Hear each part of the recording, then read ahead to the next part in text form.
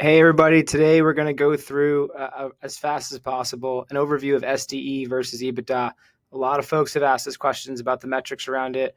We're going to start with an overview of how to find these metrics on BizBuySell, move to our Skool lesson here in 6.4, and then provide you with a model breakdown of how a seller will present financials from an SDE perspective and how a buyer will look at things from an EBITDA perspective with lenders.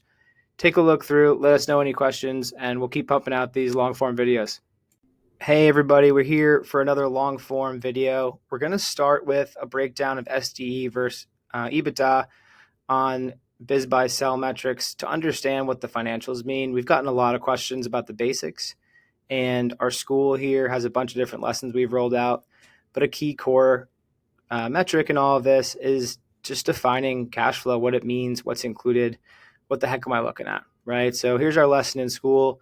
We'll get to that in a second. We're going to start with a live BizBuySell review, and shout out to Sam Domino here of Beacon. This is a great business that I found just poking around. Probably featured us on SMB PE as we do, but when you're looking at these things, where do you start? And going from here, I think the end of this lesson we'll put a full model in here that'll be available to Skool members and trying to share free too, and do both, but we're going to do a full walkthrough of all these different metrics so folks understand it. So if I look at a BizBuySell listing, right, I've done my search, I've, looked for stuff in the tri-state area, and I found this long-standing painting business. I'm going to scroll down and try to understand these metrics better, right? Asking price is always straightforward. How much do they want for the business? Cash flow is always highlighted up top as well. And this number is also referred to as Seller's Discretionary Earnings, or SDE, in this space. And you might hear that a lot in the small business buying world specifically. A lot of financial people and private equity folks use the number of EBITDA, and we'll talk about the differences as we go through this lesson, but the EBITDA number is really for private equity and up, so think $2 million and up, it's strictly EBITDA. Here, the main difference is, and oftentimes, in practice, but let's talk theoretical first. In theory, the main difference here is cash flow, or seller's discretionary earnings, or SDE, is including and the owner's salary, plus any insurance or discretionary spending, and any dividends or year-end draw that they put on the business. So any cash that's paid out to the owner after he sells the business, or she sells the business, or they sell the business, you're going to buy this business, and that cash is then going to be available to you. Right? So going forward, you want to account for that and start with a metric that overall includes all those numbers. And that's how the seller and the broker are going to represent it, as they should, right? Their job is to clean up the numbers and send them to you to give you an overall number that's available to the buyer. And then from there, you can make adjustments. Now, an EBITDA number, we'll talk about it. EBITDA really, as a seller, EBITDA can be used as well. It's kind of useless in this space, but that would not include some of those numbers and some add backs. The EBITDA is going to be more important for a buyer afterwards. So a buyer EBITDA number, and we'll get into it, is going to be this seller's discretionary earnings backing out any expenses for the new the new business, right? Any new salaries you're going to pay to yourself, any new hires, increase in insurance, increase in rent. You're going to model all that out because that's going to be important for the lenders. So there's kind of two sides to every transaction, of course. You have your seller and your broker, and then you, the buyer, and the lenders. And the lenders are going to want that EBITDA number. So that's a quick overview. And then gross revenue, total sales that you've generated. There's a lot to go in there, but you want to look for steady growth over time, something that hasn't jumped recently. You don't want to overpay for anything. So, gross revenue numbers as you look into it. But to start, really just take a margin based on the overall cash number, and things around 15 to or 20 to 40% SDE numbers in terms of margin will make sense. And EBITDA, traditional EBITDA margin might be 10, 15%, and the cash flow SDE numbers will be higher because of those add backs with the owner's salary. So those what those metrics mean. There's also inventory here, FF&E.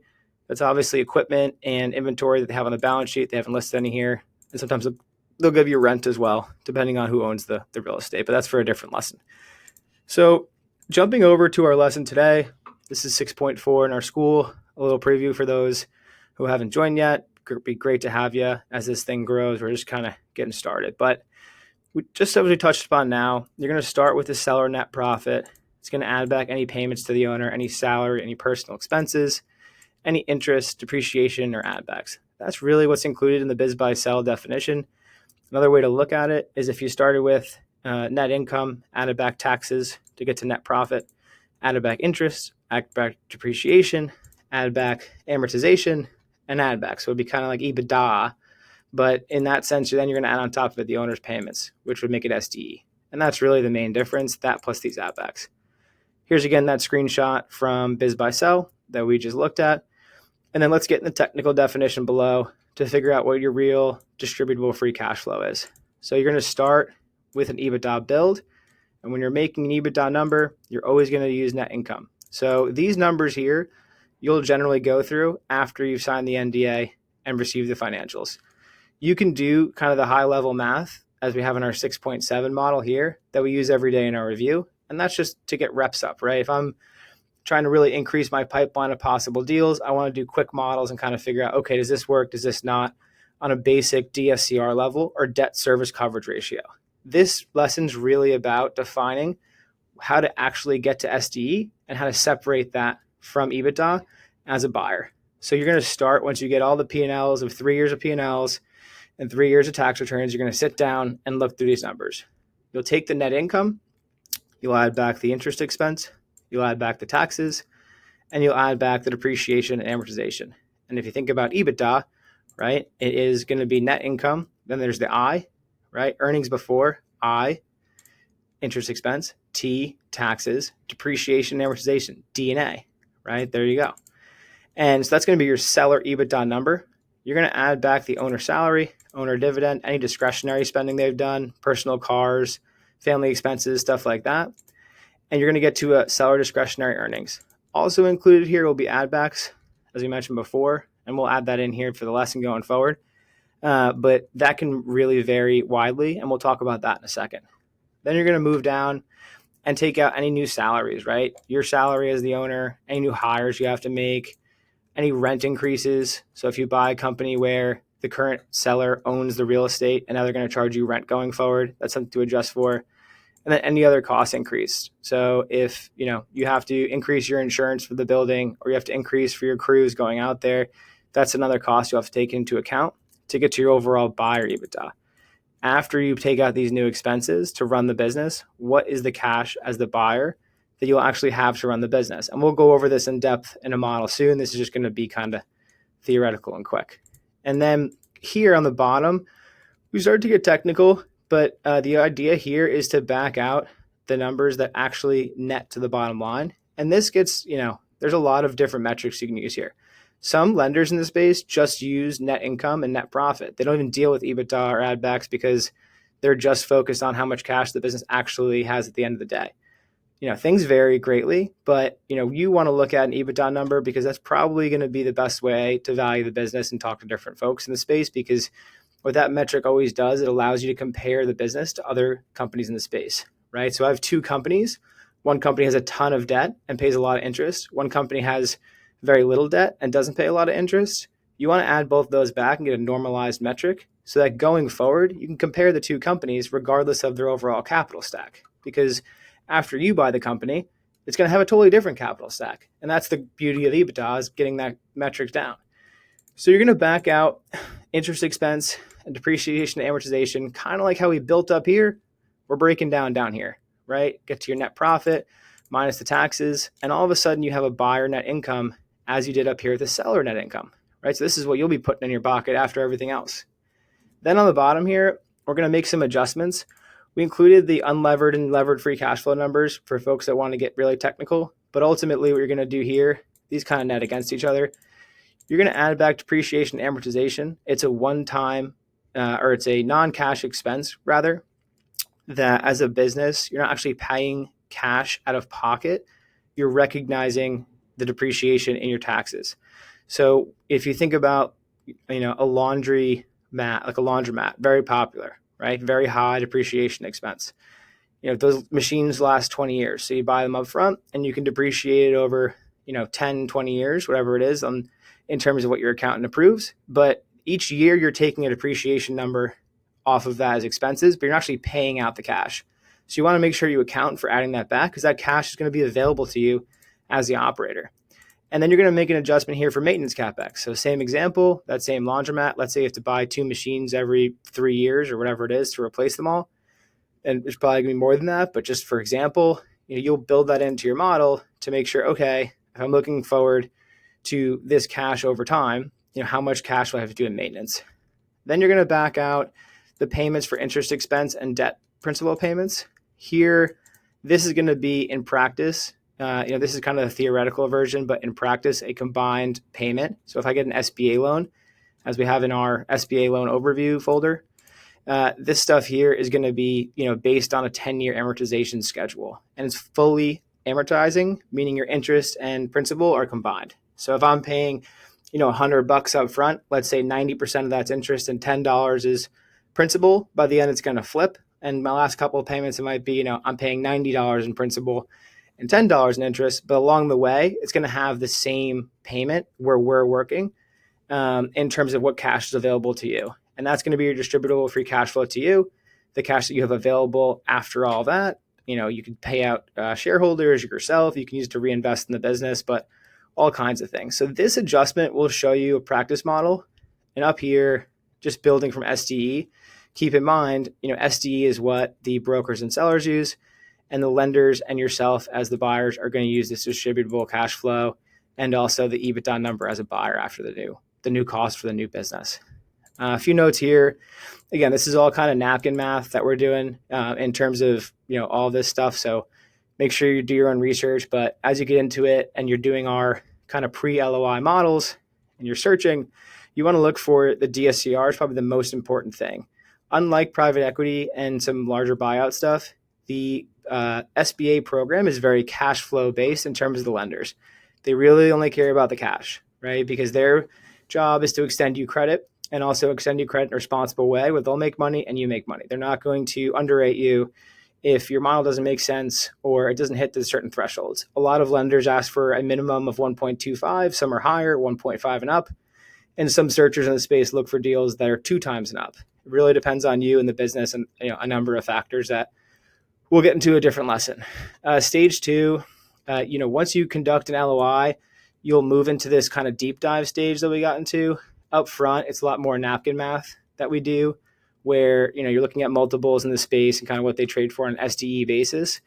Again, SDE is what sellers and brokers are going to use. So when you're looking at asking price, listing price, cash flow numbers, assume that's all listed by sellers. Then once you go to buy the business, the lenders are going to actually ask you for EBITDA numbers, and that'll be a different conversation that we'll get into in the model. And then stage 3, I am not an accountant. Again, this is not tax advice. This is not legal advice. And we'll have plenty of disclaimers on the model. But, when you go into the post LOI zone, then you can engage a accountant. And there, when you're working with an accountant, they're really going to dive into a lot of technical stuff for the business. So those really go for kind of $5,000 to $25,000 a market. Some are, more extensive. Some are less extensive. Some old school brokers will tell you don't even need a Q of E because the expense is so high. To each their own on their own path. They do, help quite a bit. So for an example here, if you take your numbers and bring them to a Q of E provider and they find a $25,000 expense difference, let's say you're buying something at a 4 times multiple, you're overpaying for that business by $100,000. So they can save you a lot of money versus the overall upfront payment. But this, again, you'd probably do later down the line on a post-LOI basis. Once you have numbers, you can make these adjustments. So that's, a quick overview of our lesson here. And now we're going to jump into the model. Let me know any questions in the comments. All right, now we're going to jump into this little example model that we made. First, our disclaimer. These are hypothetical and illustrative only. Please do your own research. This is not tax or legal advice. This is not meant to be exact. This is just an exercise. And we can't guarantee anything from this model will actually work out the way that we're presenting it here or for any damages or losses. Just make sure you do your work. You can get burned in this space. And I always like to talk about the downsides for folks who are doing this kind of stuff. So if you use this, remember, we don't accept any responsibility for it. And, we're trying to do finance on the internet. So, good luck to those that are out there. And make sure you're doing your own research and relying on yourself versus what I'm saying in this quick 10-minute video. But that's the downside part. Let's go to the example here. So we built out just a fake version of what it'll look like from a buyer and a seller case. Okay. So let me just get rid of that because that's not right.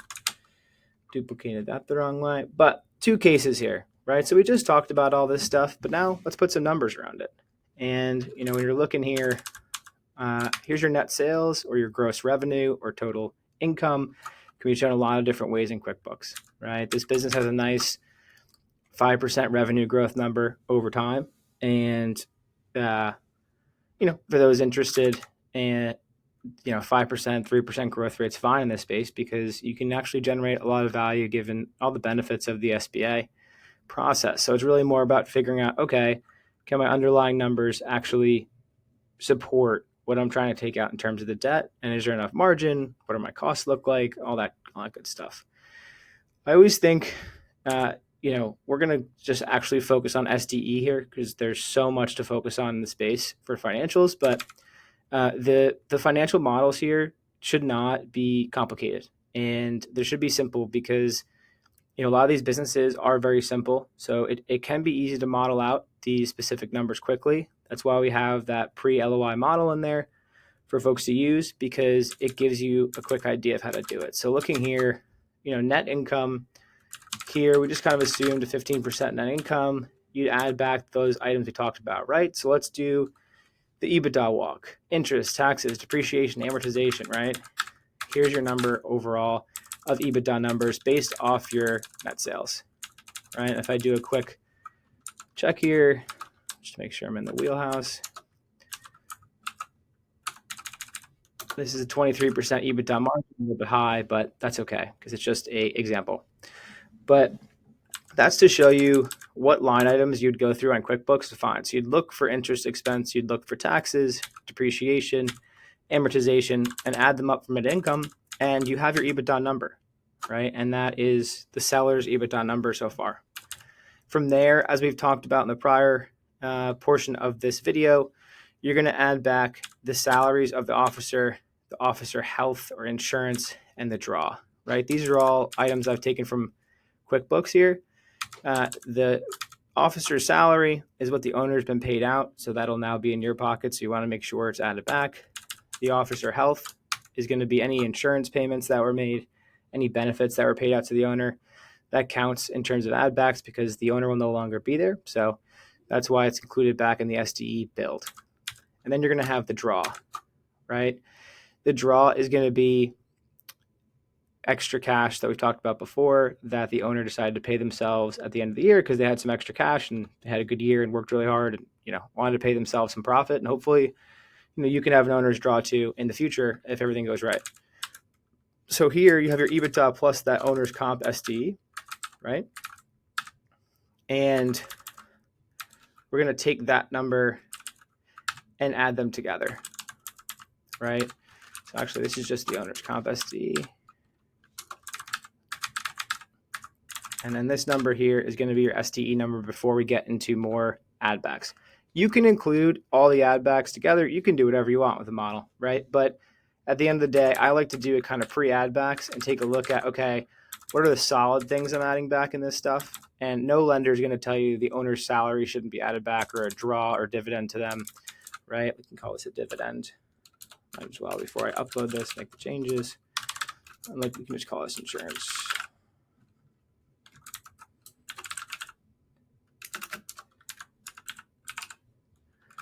So there you go, right?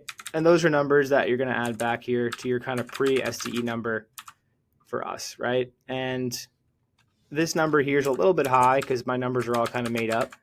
Usually you'll see around 15 to 40%. So if you see it lower, just know, you're kind of in that range. But this is sort of your pre-add back number in terms of what I think of SDE that's solid, right? And then you get into stuff that can be argued. Now here we put very conservative things that are usually included, but when you deal with different brokers and deals, you're going to see all different numbers here. You're going to see them trying to include, some one-time marketing thing that they did, or, a one-time subscription they paid for, and it's their right and they can put it in there, but we'll hopefully make everyone smart on what to look for here. So what you'll do here is do a little modeling and adding up here of sum of all the add backs. So you have your personal auto, right? So here it's like, I'm an owner and a seller and I have a car and I run that car through the business.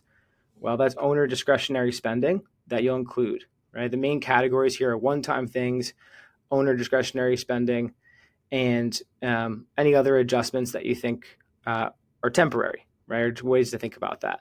So, owner meals and expenses, right? If I'm buying dinners to take out clients and stuff, they might include that because the owner's no longer going to be there, and it might be for family expenses, whatever, but it's not due to the main business, and that's something you could see in there.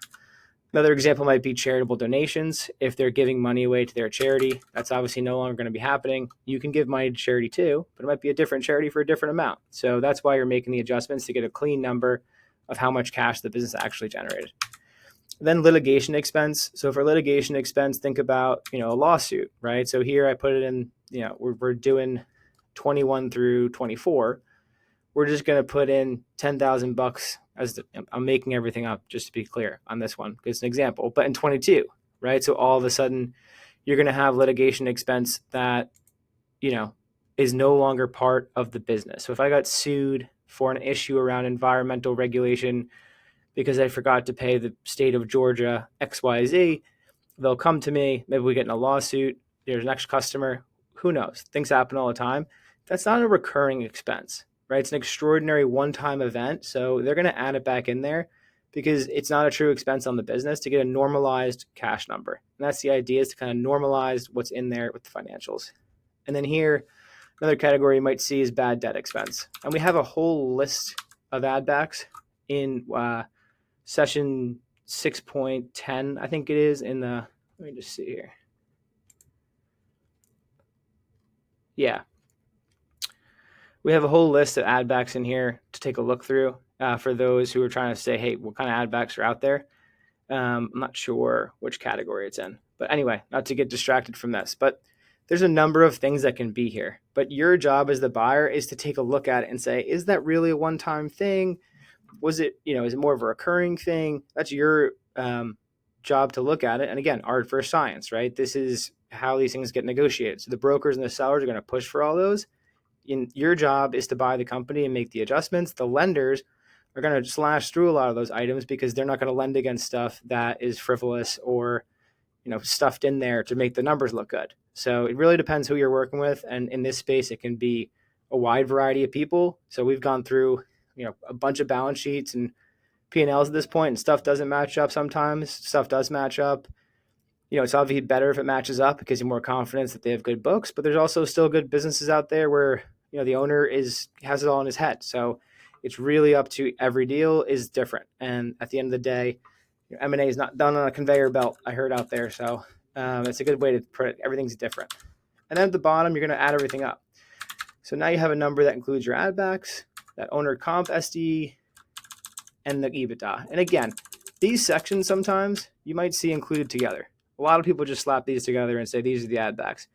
But for educational purposes and this video, we're splitting everything out to try and make it clear. And so what you're going to do here is get an overall margin number on the business. And as you can see here, given there was a few increases in the add backs here, these numbers are chunky. In real life, these numbers will be very chunky because some years will be up, some years will be down. You might have more historical years, even pre-COVID, to look at. That would be great, but sometimes it's hard to ask for.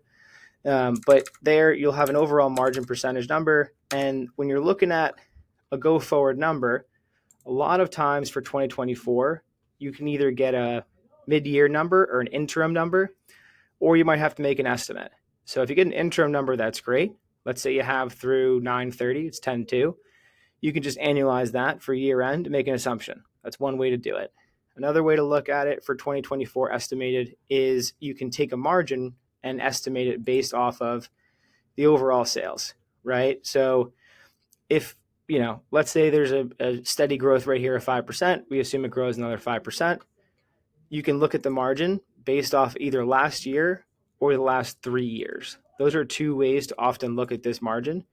Here, I tend to be conservative with this stuff. If you're a buyer, you always want to be conservative. So you're going to assume last year's number because there was a couple higher numbers in there, might bring the average up. But for me, I'm taking the lowest number. And if it's last year and it's the lowest number, great. If last year was, here, I mean, these numbers are a little higher. Let's say it was 45% and the couple of years before that was 37, then I might do a 3-year average, or I might take the lowest number. But flex all of those things, play around with it. Again, this is to figure out ranges and prices. The real deal is going to have a lot of negotiation in it at the end of the day. But that allows you to take an overall SDE number based on that margin. And then here, we just applied a few multiples. So everywhere from 2 times all the way up to 4.5 times. 4 times is generally kind of the upper range of this stuff. 2 times is obviously on the lower end. And just to give you an idea of what the ask price looks like, this is numbers that a seller will look at. So let's say they're looking at, 3 times as a seller. They might say, okay, this business is worth 1.1 to 1.2. Okay, great. If that's the case, that's how they're going to present things. But let's go to the buyer case. Now that we've gone through all these addbacks and lessons we've talked about, this stuff up here, we're going to keep the same. I'll change those labels so they're consistent before we load everything. But here's where it gets different, right? Here, we're going to use the same numbers on the 2024 adjustment, but we're going to make a couple basic adjustments for ourselves as buyers because we want to understand the price that we'll pay as buyers, looking at the business from a perspective of what other costs we have to put in there. So if I'm looking at this as a post-close salary, right? So let's say I want to pay myself or a president or someone $100,000, right? And maybe I have to make another hire for $75,000. And maybe there's other costs for software like a CRM system I want to put in. All of a sudden, you're going to have a buyer EBITDA number that's significantly lower than the 401, right? And if I look at it down here from the perspective of last year's SDE, right? Actually, this is probably easier if I do it this way. But we'll just go through it for now. Let's just put this as 401, and I'll bump everything over.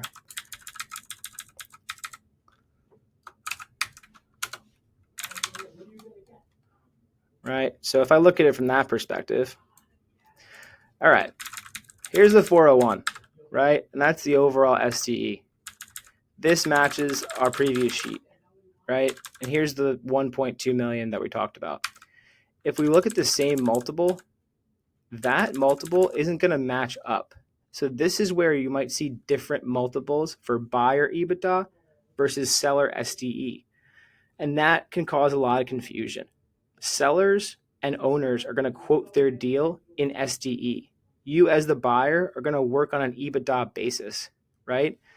So for this business, if we're looking at a 2.25 times these multiples, right? If we compare both on a 3 times basis, there's a $500,000 delta.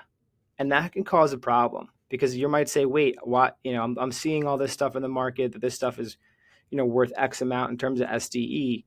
But once you make your adjustments and get to your buyer EBITDA number, it might be smaller. So that's for you to figure out in terms of what you're actually going to pay, right? So if we're going to offer this 1.2 number, right, and call that the ask price, just for a quick fun example, right? On an SDE basis,